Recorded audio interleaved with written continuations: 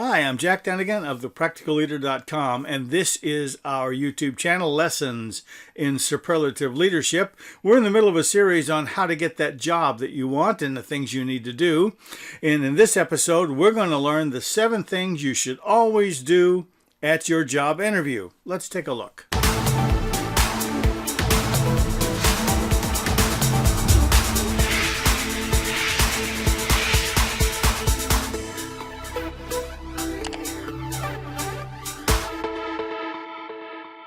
Now let's go over what we've covered in this series so far. If you're just joining this series with this episode, then I encourage you to go back on my YouTube channel, which is probably where you're seeing this, although you might see it on our website at thepracticalleader.com, or you might even encounter it on our Facebook page. But if that's the case, you can get all the previous episodes in this series at www.thepracticalleader.com. Click on the tab in the menu that says Job Interview, and that will take you right to the resource of all of the episodes we have recorded so far and the transcripts. So take a look. Here's what we've done. We've talked about how that finding a job is full of ups and downs. I wish that it wasn't, but it is. There's opportunity, there's failure, there's hope, and then sometimes there is a dashing of that hope. But you will get the job that you want. It's just a matter of working the system and getting everything ready so that you make the best impression on your boss that you can, which brings us to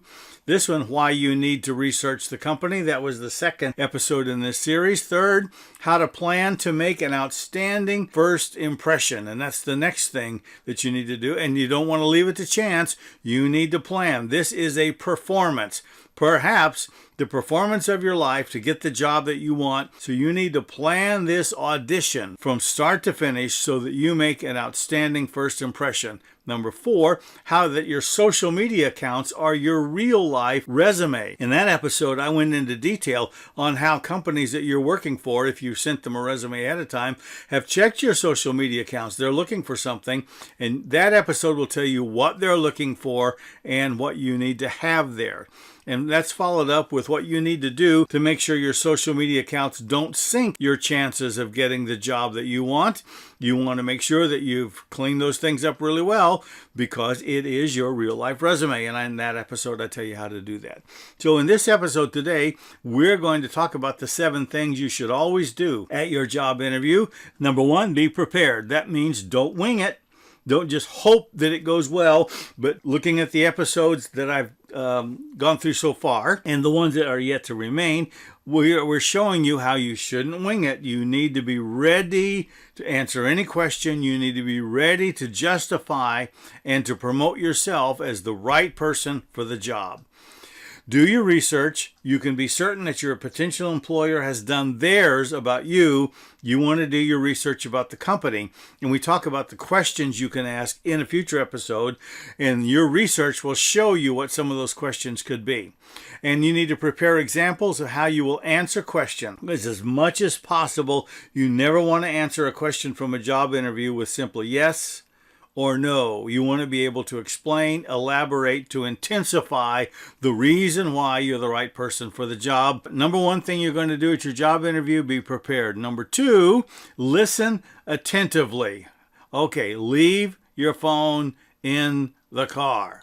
Don't bring it in with you. It is too distracting. Even if you put it on vibrate, tendency to try and look at it and check it is a major failing among particularly young people. Leave the phone in the car and pay attention to what the interviewer is saying. Pay attention to what the interviewer is doing. Pay attention to what's going on around you. Listen attentively. Don't start thinking about what you want to say or how you will respond while the interviewer is speaking. That causes the mind to begin to drift, and you will almost certainly miss something important that you should have been paying attention to if you were listening attentively. And finally, focus. Do everything you can to pay close attention. Look at the interviewer, watch what they're doing. Look at their face, look at their eyes, pay attention, focus in on what's going on right there at that point in time. Number 3, be yourself. we advocate, and we've got some material we're going to be offering to you here in just another week that will help you really prepare. And one of the main reasons why we think you should prepare is so that you can be natural in what you're doing. You don't want to sound rehearsed. You don't want to sound like you've memorized a script somewhere. You may have memorized certain things, but you don't want to sound that way. You want to sound natural and comfortable in your surrounding, because preparation and practice add confidence and poise to your presentation, and you want to look like you're a person of confidence, even if you're terrified, even if you're nervous, even if you're worried. You don't want to portray that. You want to portray that you're a person of poise and confidence. Number 4, ask appropriate questions. Prepare a list ahead of time. Now, don't worry, in the materials that we're going to make available to you in another week or so, and in future episodes, we're going to help a little bit on this, but in the materials, we're going to have a good preparation for you of questions that you would ask ahead of time. You want to make sure that you're ready to ask at least one question. So preparing a list ahead of time will help you do that. Do not ask about wages, salary, or benefits at the first job interview. If they call you back for a subsequent interview, that would be more appropriate. But do not ask about those things at the first one. I know you want to know. I've sat on job interviews. I wanted to know, but it's just not appropriate to ask those questions at the first job interview. Ask questions that will frame the reasons why you are the right fit for the company. Don't worry, we will elaborate on this soon. Number 5, find out what the next step is once the interview is concluded. Always ask, what's the next step? So you're done with the interview. The interviewer is thanking you for coming in, and maybe they don't say anything. It's quite appropriate. This question is very appropriate. What's the next step? You want to know what they're going to do. Do they have more people to interview? Will they be calling people back? Will they be notifying everyone? Probably not, by the way. Or will they be notifying only those that have made it to the next round of interviews, which is the most likely case. But ask, what is the next step in this process of finding this job? Listen closely to the answer so that you know what to do, because it's going to reveal to you how and when you should follow up, and you should indeed follow up. Number 6, always say thank you. Say thank you right there, because it shows respect. Appreciate the time that they've given you for the interview. It shows appreciation for the opportunity to interview for this particular job. It shows that you are a polite person.